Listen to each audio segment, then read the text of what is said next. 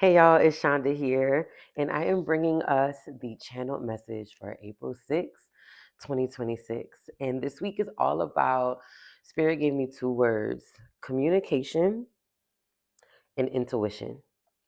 This week, we are being asked to really trust our intuition, to not let our logic or the way we've been programmed, the way we've been taught to think, override our discernment and our intuition. And what Spirit was sharing with me when it comes to communication, you've been curious about what it means to communicate with your ancestors of your highest good, what it means to communicate with your angels, what it means to communicate to source or to the universe or whatever that looks like or feels like for you.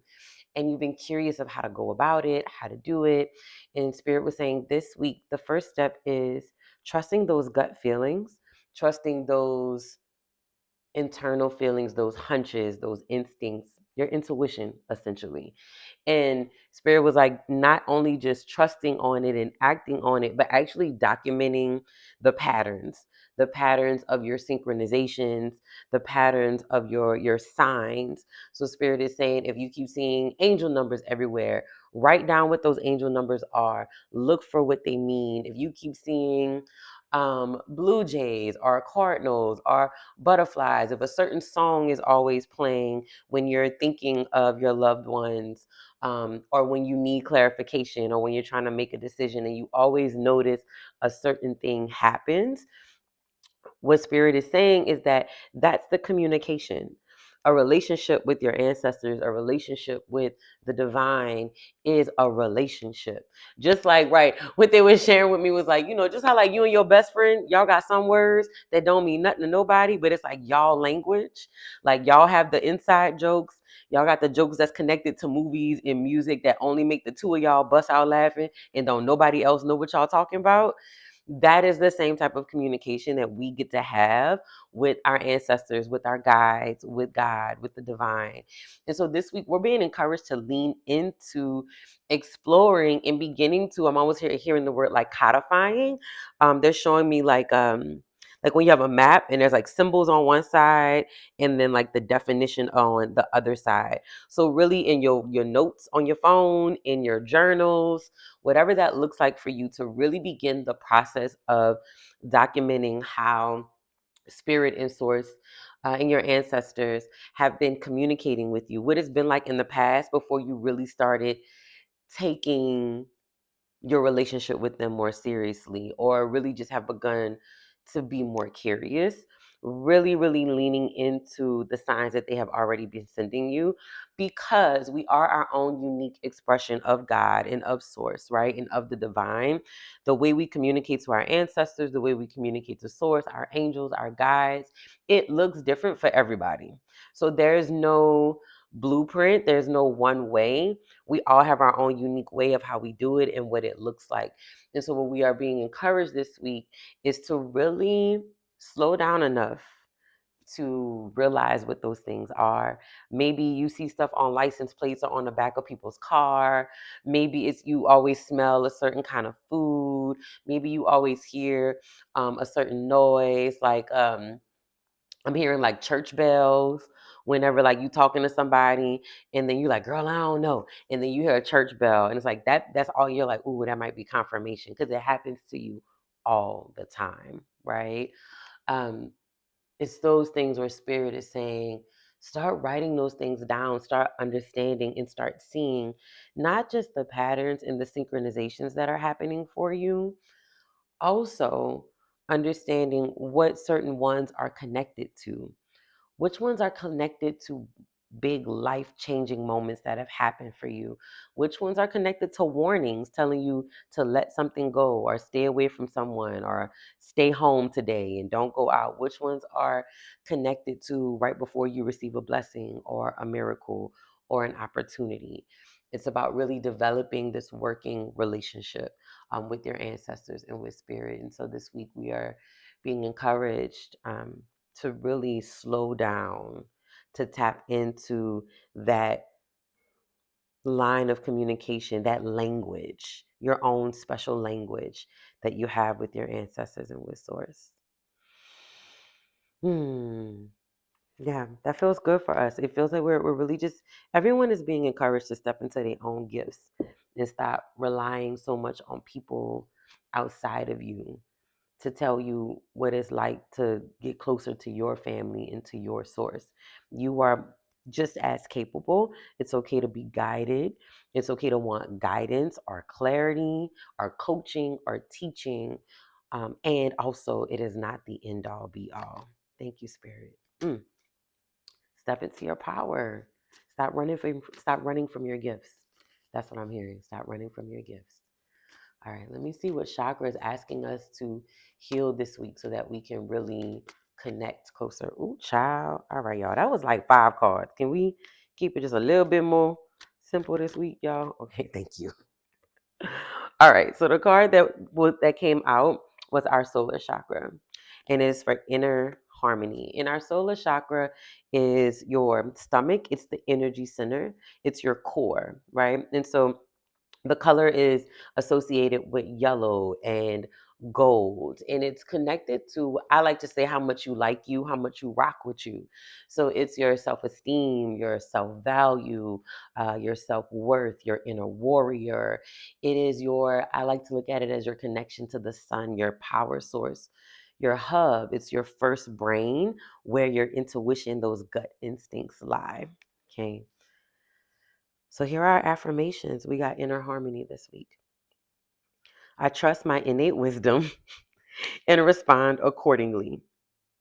I do not allow my mind to create doubt or to override my strong gut feelings. We can't make this up, y'all. I accept and express my feelings while accepting the feelings of others. I am at peace with myself and those around me, and I do not harbor unrealistic expectations of myself or of others. I release the need to control others. My personal power is free from ego and from any desire to manipulate or exploit situations or people. The foundation of all my thoughts and actions is trust in myself. And what I'm hearing is the spirit is saying, especially for those of us who are recovering from being chronic people pleasers, when you trust your intuition, you don't have to over explain it, you don't have to over justify it. You really just have to move accordingly. You don't need anyone else's approval or validation to trust, or permission. Thank you, Spirit. You don't need anyone else's permission to trust your intuition. One more time. You don't need anyone else's permission to trust your intuition. Point blank, period. What I am hearing for this week when it comes to healing our solar chakra and what's connected, the wounds that might be connected to us not trusting our intuition, not trusting our instincts, is really pay attention to your gut health this week. My kombucha people, get your life. I'm really paying attention to the foods that you eat, if they slow down or they're heavy or they weigh on your digestive system. Or do they make you feel alive? Do you have more energy after you eat these foods? Really being mindful of that this week. Think about your yellows and your golds. Remember, we always want to call in the energy of the chakra that's being healed for our week. So, wearing your yellows, your golds. I'm even here, you could do some bold oranges.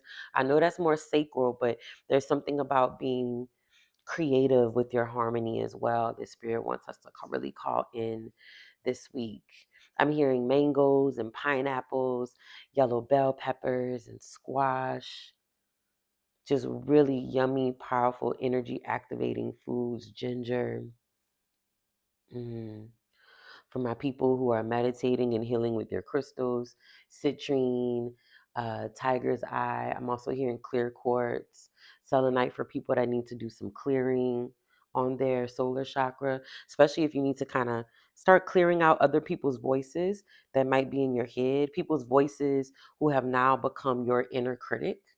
And it's time to really release that inner critic, because their voices in your head is blocking you from trusting yourself, from trusting your intuition, from trusting you wanting to make that life changing decision. And you don't even talk to these people no more. They're not even your friends no more, but they've had such an influence on how you see yourself and think about yourself that their words, their energy that's still in your head is blocking you trusting your intuition. So it's time to really do some journaling. Maybe you can do one thing that spirit is sharing with me. You can start doing like writing a letter, releasing that person, especially if you've caused harm to that person. Not saying that where I want to watch my words carefully. When I say harm, I mean if y'all was just in a toxic relationship together, okay? Um, you can write a letter releasing that person. There's something called hippo ono that you can do. And it's really about saying, it's really about forgiving yourself, asking the other person to forgive you. You don't have to wait for it. It's just the act of forgiveness, saying that you're sorry, I love you, and releasing them. And what Spirit is really saying, like, right? Spirit's like, you ain't even got to go that deep with it. Write the letter. Look, y'all, I be going, I'll go deep. We'll go there, okay? We'll make it a ritual and we'll be in this thing, okay? And what Spirit is saying, if you're not there yet, because everybody's not there yet, but still wants to do that kind of work, what you can do is just write a letter, getting everything off of your chest, getting everything off of your chest, the words that still echo in your head that they have implanted on your heart, um, the things that they've done that you never spoke up about, really writing that letter and releasing it all. And depending on the emotions that come up with it, if it's a lot of grief and a lot of sorrow, you can release that letter in the river or in a body of water. If it's a lot of rage and a lot of anger, you can, burn it with some fire. Please be safe. Okay, it's the act is to release it. You can also just rip it up and go throw it away outside in the trash can. Okay, it is about the physical act to embody the releasing, and sometimes you'll have to do it more than just that time.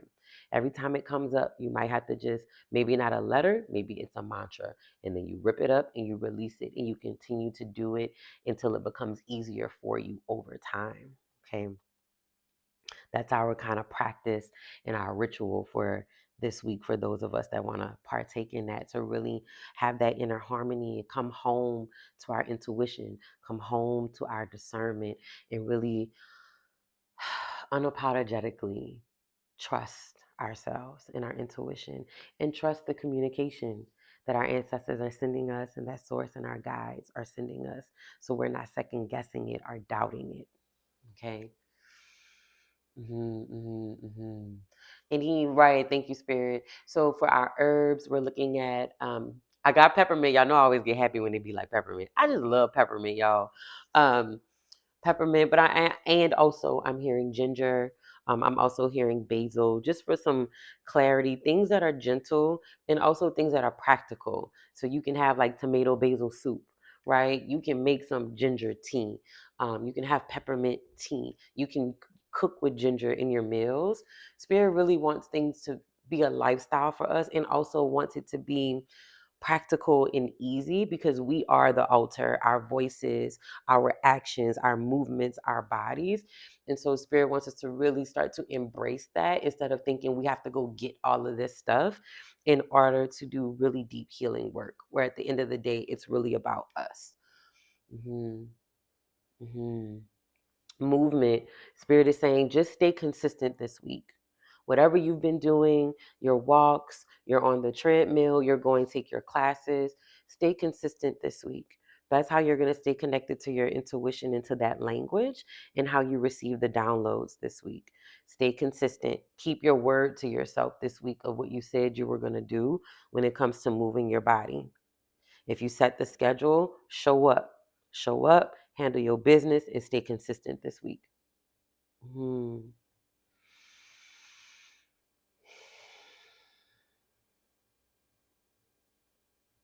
All right. Okay.